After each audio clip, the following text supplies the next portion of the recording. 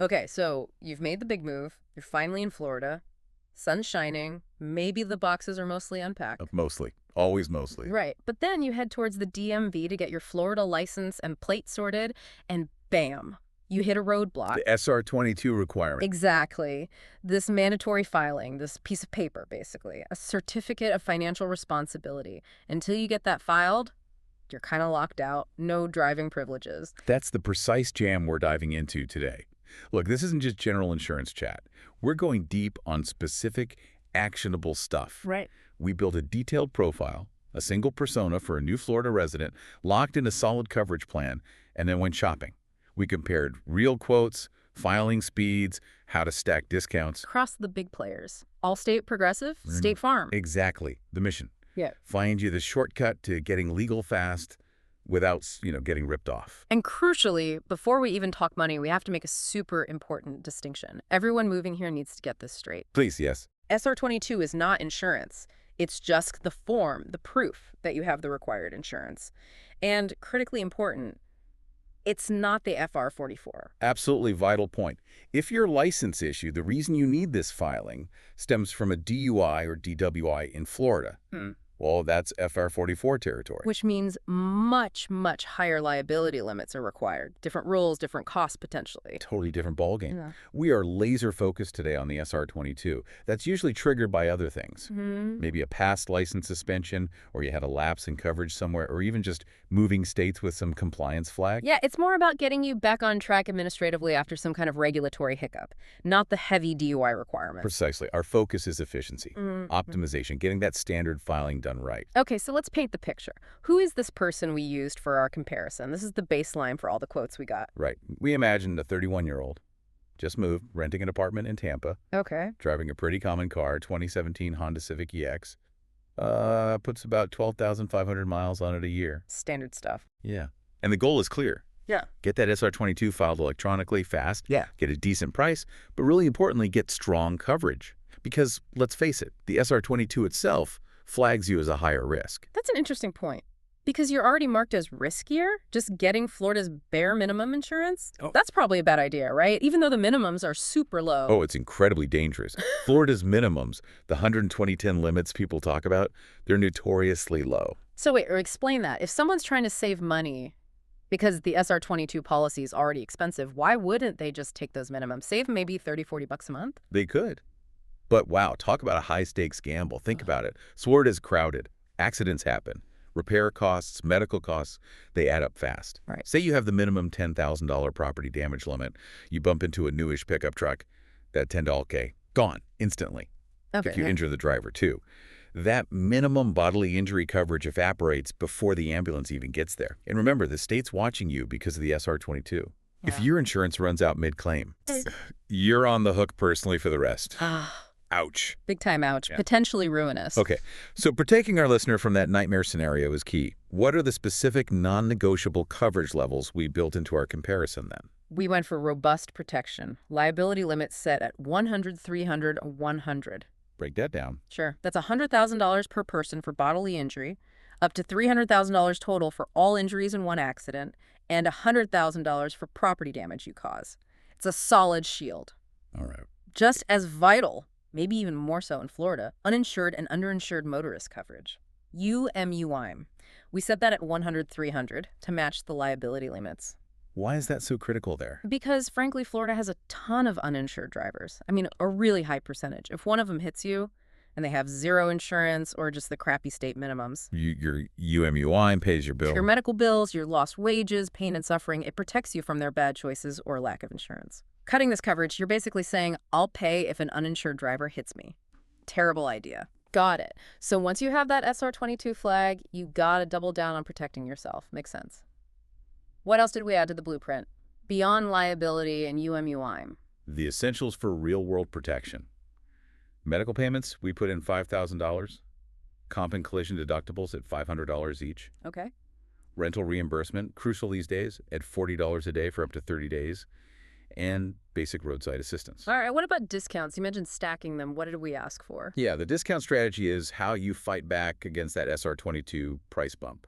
We ask for all the common ones, the easy wins, eDocs, AutoPay, credit for a defensive driver course. Like the online ones. Exactly. Trying out the telematics device like Progressive Snapshot or similar programs.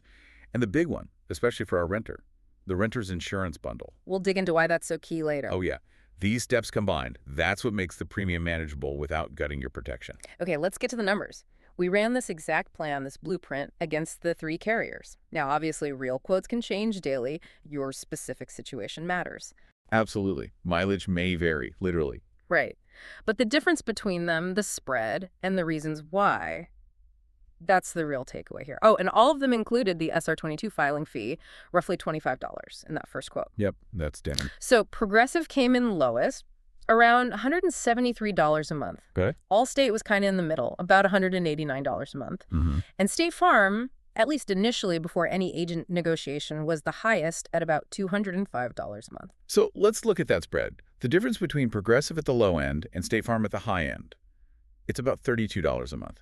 Or like $384 a year. That's not insignificant. Not at all. And that's before really optimizing all those discounts we talked about. Yeah. The point is just picking the first quote you get could cost you hundreds. But also, that price difference tells a story about how they operate, especially with filings like SR-22s. How so? Why would State Farm, often seen as, the friendly local agent company, be $32 more than Progressive for the same risk profile? Well, Progressive is built for speed and automation, right? Mm. Their system is really dialed in for processing lots of standard filings, like SR-22s, very efficiently online. That often translates to a lower initial price for straightforward cases. Okay. State Farm and Allstate, they often price in the value of having that local agent. Someone you can call, who can help navigate tricky situations, bundle things, maybe liaise with the DMV if needed. That human nudge capability sometimes comes with a bit of a premium. So it's a trade-off, maybe a slightly higher price for potentially more hands-on help if things get complicated. Exactly. It depends on what you value more, especially under pressure. And speaking of pressure, cost is one thing, but when you've got that DMV appointment breathing down your neck, filing speed is everything. This is where people really start to panic. Oh, yeah. The timeline stress is real. This is where Progressive often shines because of that automation. Once you buy the policy and pay, the electronic SR-22 filing usually goes through the same day or maybe the next business day. It's very streamlined. And the agent-based guys, Allstate and State Farm, are they slower? Not necessarily slower, but maybe less automatically fast. Yeah. They can often do it same day, too, or within 24, maybe 48 hours, but it often relies on the agent actively pushing it through. They verify the details, make sure everything's correct, and then initiate the electronic filing. So you're relying more on a person's workflow versus a purely automated system. Right, which can be great if you need that personal touch, but it introduces a human element into the speed equation. Okay, so we've got price ranges, we've got speed expectations, but where do things actually go wrong? People buy the policy, think they're done, and then delay. What are the traps? Yeah, let's talk about the pitfalls. There are 3 big ones that consistently trip people up, cost them precious days, and risk missing that DMV appointment. Okay, trap number 1. Buying the policy without explicitly confirming the SR-22 filing is included in that same transaction. You click buy on the insurance, but the SR-22 filing is like a separate step they promised to do later. No. Huge red flag. You need one confirmation, one receipt that shows you paid for the policy and the SR-22 filing together, bound at the same time. Don't rely on, we'll send it over soon. Got it. What's trap number 2? Oh, this one sounds so minor, but it's probably the biggest killer of timelines.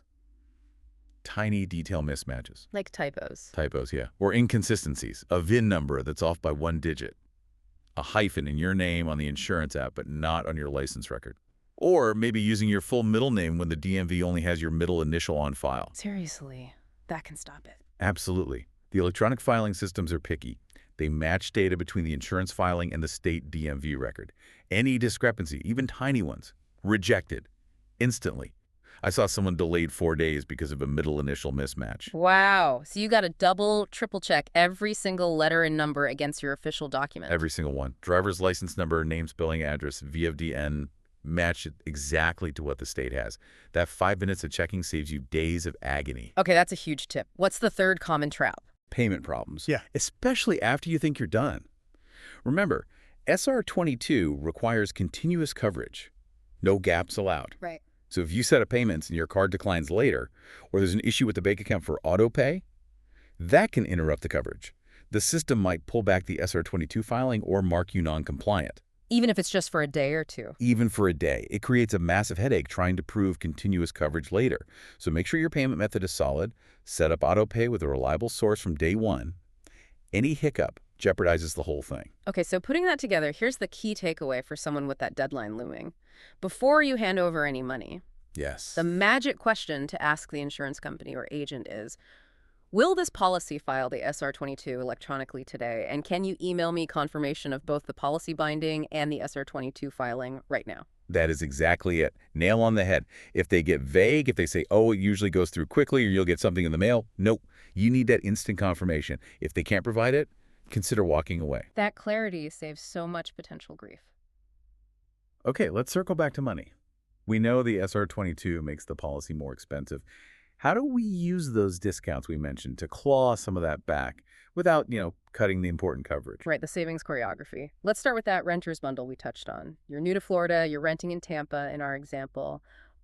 Why is this such a power move? Yeah, tell me more. Because renter's insurance in Florida is generally pretty cheap. We're talking maybe under $200 a year often.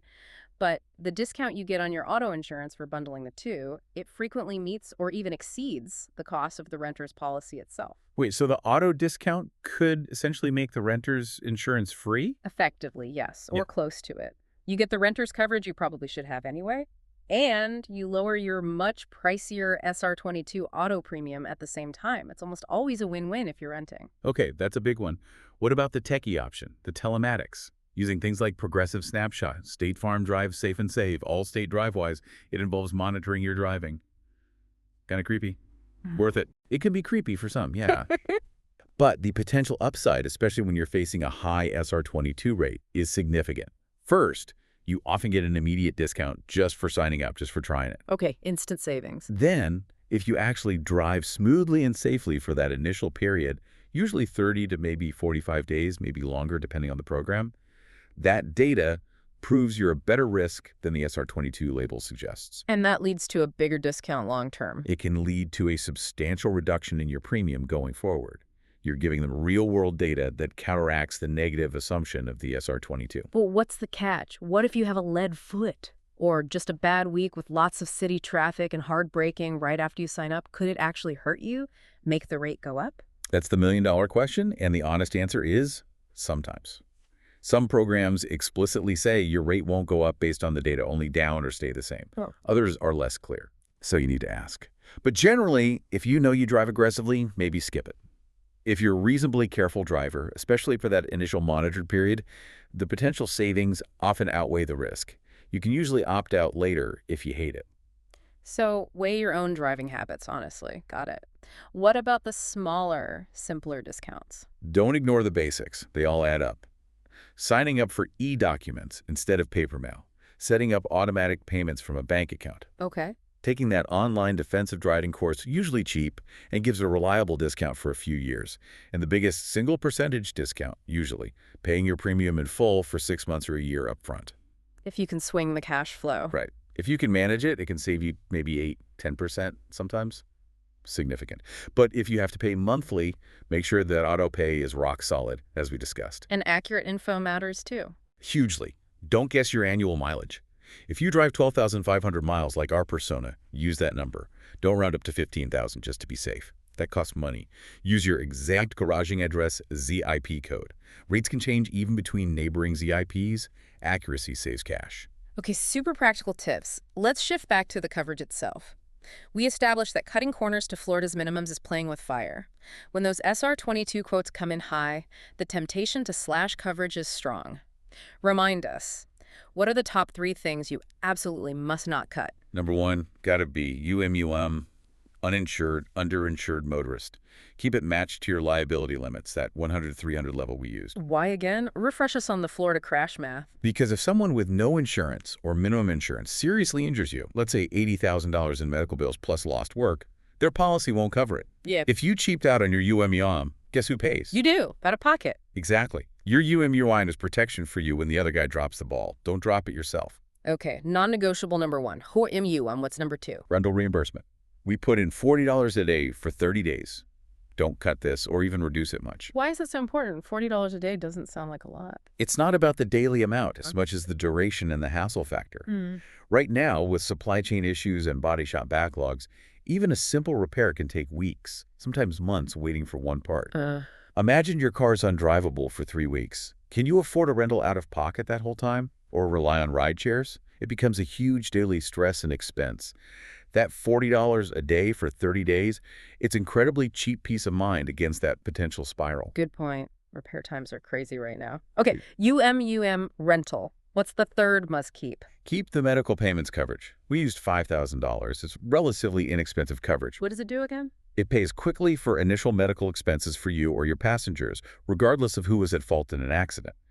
Think ambulance ride, ER copay, maybe some initial therapy. So it pays fast, no waiting for fault to be decided. Exactly. It helps handle those immediate costs without drama, preventing small injuries from becoming big financial arguments while the main liability claim gets sorted out. It just smooths things over. Keep it. All right. rental, MedPay, don't cut them. One quick detour before we wrap. What if someone needs the SR-22 before they've even bought a car in Florida? Maybe they sold their old one before moving. Great question. That's where the non-owner SR-22 policy comes in. Do the carriers we looked at offer that? Yes, all three, Progressive, State Farm, Allstate, offer non-owner policies. It's basically liability coverage for someone who doesn't own a vehicle but needs to fulfill that state SR-22 requirement. Then it's cheaper. Much cheaper than insuring a specific car. Yeah. It lets you get legal, satisfy the state, and maintain that required continuous coverage history, all while you're car shopping. Then when you buy a car, You just call them up, convert the non-owner policy to a standard owner policy with the new car details, and crucially, the SR-22 filing continues without any interruption or lapse. It's a vital bridge solution for many people. Okay, fantastic. So let's tie this all together. Based on our deep dive, how should our listener, this new Florida resident needing an SR-22, decide which carrier path to take? It really comes down to your personal preference and situation, balancing cost, speed, and support. If you're what we might call the speed to file saver, meaning your absolute top priorities are the lowest possible initial price and the fastest, most automated hands-off electronic filing, then based on our example, Progressive looks like the strongest contender, most automated, lowest quote in our test. Okay, but what if you're someone who feels a bit overwhelmed by the process? Maybe your paperwork situation is a little complicated, or you just want someone local to double-check things. Then you might be the hands-on optimizer. You value having that local agent, that human safety net. You're willing to potentially pay a slightly higher premium for their guidance to help with bundling, maybe assistance if you hit a snag with a DMV. And for that person, Then leaning towards State Farm or Allstate makes more sense. You're choosing the path with built-in human support. makes sense. And finally, what about the person starting with that non-owner policy, the bridge walker? For them, the absolute key question when comparing carriers is, how smooth is your process for converting this non-owner policy to an owner policy without any gaps? Because any gap breaks the continuous coverage rule. Exactly. You need to be absolutely confident that transition will be seamless. So grill them on their specific conversion process and timeline before you buy the non-owner policy. Excellent wake down. So, to wrap up, let's quickly hit the 5 major pitfalls again. The mistakes new Florida residents with SR-22s absolutely must avoid based on everything we've discussed. Let's do it. 1. Don't confuse SR-22 and FR-44. If it's DUI related, you need the FR-44. Different rules apply. Know which one you actually need. Crucial. Yeah. 2. Don't assume you're stuck with your current out-of-state carrier or the first quote you get. Shop around now, even mid-policy. You can switch. 3. No microlapses. Continuous coverage is mandatory. Use reliable auto pay. Keep payment info updated. Any gap is a major compliance failure. Huge. 4. Don't drop or gut your UM/UIM coverage to save money. Florida roads demand that self-protection. Keep it robust. And 5. If you're renting, don't ignore the renter's insurance bundle. It's very likely the easiest, fastest way to offset some of that SR-22 premium hike. Look into it. Perfect summary. Get legal, stay covered, stay optimized. All right, so final thought for our listeners to take away from this deep dive. Okay, let's think about the long game. SR-22 isn't forever, but it does require continuous coverage for a set period, often a few years. Now think about that telematics option we discussed. The driving monitor. Right. Let's say you use it during your SR-22 period, you drive well, and it successfully lowers your premium because you generated positive driving data. The provocative question is, what happens to that good data after the SR-22 requirement ends? Does it influence your rates going forward, even without the SR-22 flag?